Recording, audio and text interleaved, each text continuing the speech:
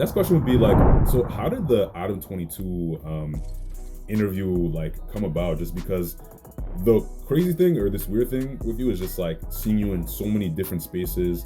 You know, when I'm not watching Christian related content, you know, I'm obviously watching like other content creators, but it's like I'm up at 2 in the morning watching you, like watching the comment sections of like an Abin preach video, or just like you're randomly, like if a red pill video comes across like my feed, I'm just randomly seeing you like there too and everything like that. But like when it came to like the Adam22 interview, like how did that even come about?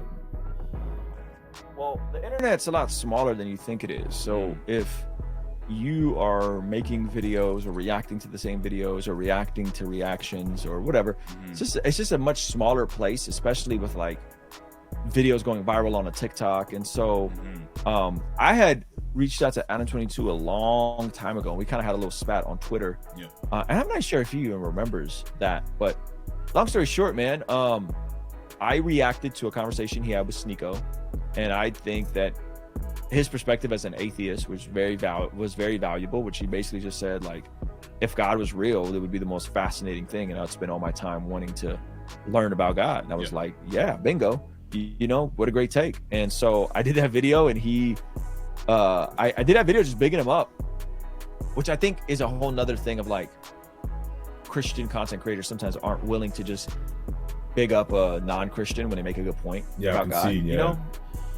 And so I was like, yeah, that's a great point. And then I could tell he saw it because it was the biggest video on TikTok about that topic. And then he mentioned it.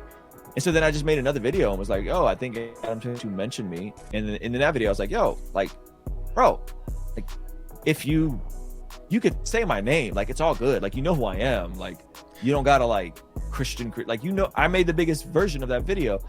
And so I think I'm pretty sure he saw that one too. And then he had this Muslim dude that was supposed to come in and debate Destiny. Oh yeah, and Destiny, the Muslim dude, the Muslim dude couldn't make it, and so he hit me at like 11:30 at night and was like, "Yo, can you fill in? You know, can you pull up tomorrow in LA and fill in? You know?" And I'm in. I don't know. I don't think he knew I was in San Diego, but I was like, "Yeah, sure." And so we had a good time, and he was super cool in person, and you know, we've been friendly over DMs. And you know, by the grace of God, my homegirl Rebecca Barrett was just on there today. Her interview dropped today, just like a 2.5 hour interview of just her and Adam, which is pretty amazing that she got her own interview on No Jumper before I did, you know.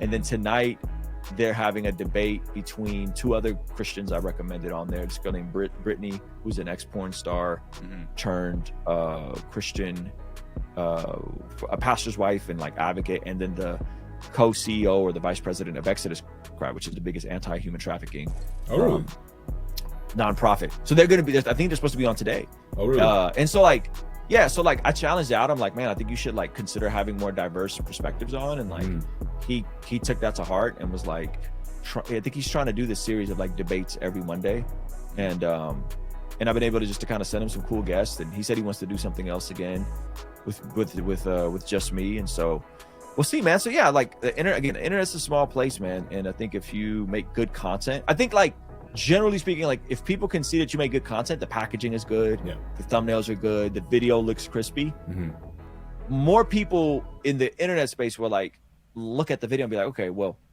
I can objectively gauge on if this is a good creator or not, right? And so I think people would look at what I'm doing, and even if they're atheists, they'll be like, no, but this dude's a good creator, and he knows what he's talking about, and he's not disingenuous, and he's not faking a funk. And I think Adam saw that and just was cool about it. And so, yeah, man. So that's kind of the backstory, man. And that's, I mean, Adam is just one example. There's so many other folks that I've had like really wild conversations with that, you know, offline, that are like, wow, like this person looks at my videos, that's crazy, you know. A lot of the secular hip-hop YouTubers that I watch, that I'm like, yo, this is crazy, like I didn't know this dude watches my videos, or I don't know this dude checked for me, you know. And so yeah, man, so I think it goes back to like the basics of like make great stuff, like make great stuff and package it well, and if you do that, you'd be surprised who'd be willing to give it a shot. Yeah, man, and I especially appreciate it just because, especially watching Adam, I followed him quite a bit when like the SoundCloud wave popped off in 2017, 2018. So I was following stuff for a bit, but like I remember from time he would often bring up his viewpoints on God and everything like that. And I could just like, had it been anyone else who probably would have came in on a hyper religious mentality and kind of like was in this other dogmatic world to where like Adam couldn't make any sense of it, and then he just goes back to saying like, oh, you see, like all Christians, they're all like, I don't know, like they all hate everybody and they all do this and they all do that. Like for you to just basically come in and kind of like dismantle that perspective of Christians, I don't think anybody else could have done it better than you did. So it was honestly great seeing that, and also debating Destiny too, which was also like, yeah, like being able to dismantle some of his talking points and everything like that, and kind of like offer like insight and critical thinking. It was pretty dope to see. But yeah, no, I appreciate that. And I, if I'm honest with you, I was fairly intimidated going into that conversation. So I definitely over prepared. And to be fair to Destiny, I don't think he prepared at all. Okay, like, he was just pulling up to just. He was high. Yeah. He had to have been high, and I also think he just pulled up to have just a stream. Yeah, and was going to and if you look at before I come on camera, like the guys he was debating about were not very astute or like well versed in their talking points, and so he was able to kind of navigate that conversation fairly easily. Where like I came in like, yo, Destiny can debate. Let me make sure I'm prepared. I'm adequately prepared, and I know. Yep. And so yeah, I hopefully me and Destiny do something again. I don't know, maybe at some point we will. I'm sure we will do something together. He's cool. We've been a little friendly over text, and so I would love to collaborate with him again in some way, shape, or form. I like guys that are willing to talk to people they disagree with. I find that very refreshing. Oh yeah. And I think we don't do enough of that in the content space. And so whether it's a Destiny or whether it's even folks that are like really on the far end of the political spectrum or even the religious spectrum, but they're willing to sit down and like go in a lion's den and have their ideas challenged in long form. I'm like, man, you gotta respect it. Like that's a W.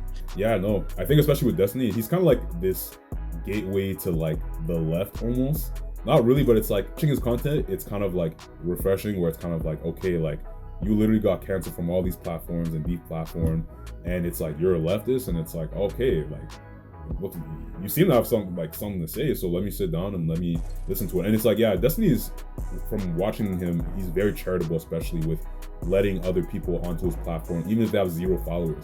That's because he's more interested in like their opinions and stances more than just like how many Twitter followers you have or anything like that. So yeah, no, that's pretty dope to see, man, for sure. And then next question, it's commendable. Yeah, no, for sure, no, commendable for sure. And then next question I want to know,